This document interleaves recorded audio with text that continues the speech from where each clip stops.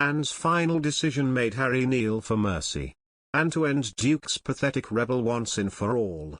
Princess Anne attended the Freedom of York parade by 2 Signal Regiment, marking her first royal visit to the city since it ditched Prince Andrew.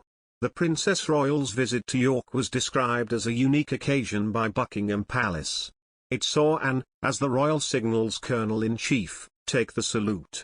Her trip came less than a month after councillors unanimously voted to remove her brother's honorary freedom of the city. The Freedom of York was granted to Andrew in 1987, 1 year after he married Sarah Ferguson.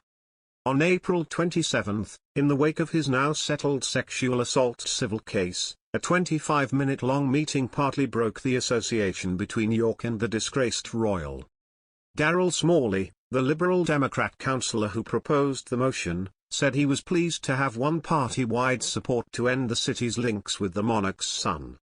He said, "The honorary freedom of York is the highest honour we, as a city, can bestow on those who represent the very best of York. The honour is held by many notable and accomplished people who carry it with pride and responsibly. Having been stripped of his military roles and royal patronages by the Queen, we believe that it is right to remove all links that Prince Andrew still has with our great city. The removal of this honorary title sends the right message that we as a city stand with victims of abuse." Councillors also called for Andrew to relinquish his Duke of York title.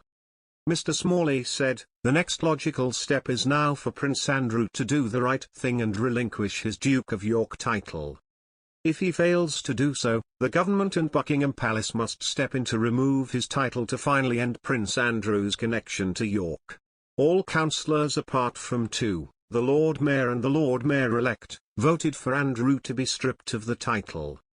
The rank of Duke, like other peerages, can only be removed by an Act of Parliament, which last happened in 1917. Rachel Markle, Labour MP for York Central, said the Prince was the first to ever have their freedom removed by the city and backed calls for his Duke title to be relinquished, too. It was the latest development in an affair that saw Andrew, 62, agree to pay a multi-million-pound sum with no admission of liability to bring the civil sexual assault case brought by his accuser, Virginia Giuffre, to a close. The Queen's daughter, Princess Anne, is predicted to replace her youngest nephew, Prince Harry, in a senior military role, despite approaching 71.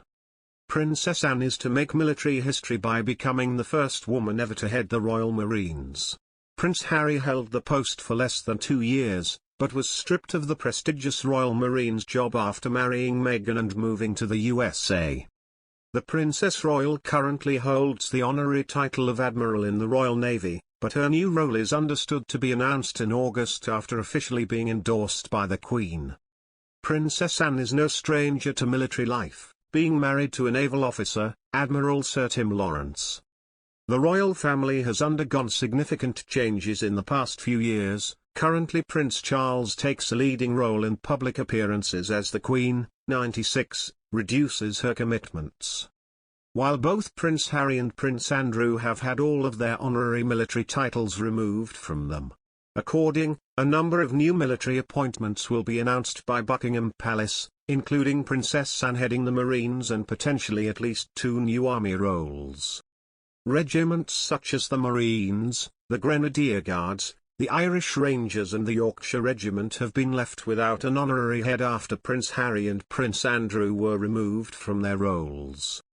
The Princess, 70, is known for undertaking a large number of public engagements and already heads 10 regiments including Colonel-in-Chief of the King's Royal Hussars, the Royal Scots, the Gurkhas and the Royal Army Veterinary Corps.